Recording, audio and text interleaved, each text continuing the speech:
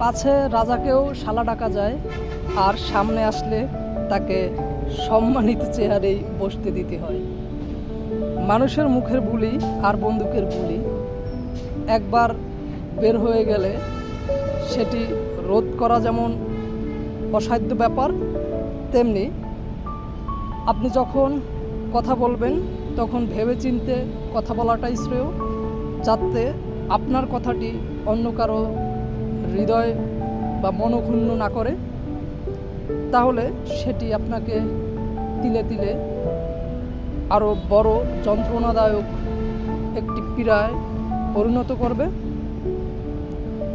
তাই যে যার স্থান থেকে সচেতনভাবে কথা বলবেন, তাহলে একটি সুন্দর সমাজ আমরা পাব। আশা করি সবাই বুঝতে পেরেছেন। আজকে এই পর্যন্তই। সবাই ভালো থাকবেন, সবাইকে ভালো রাখবেন এবং নিজের প্রতি নিজে খেয়াল রাখবেন। ধন্যবাদ। আসসালামু আলাইকুম।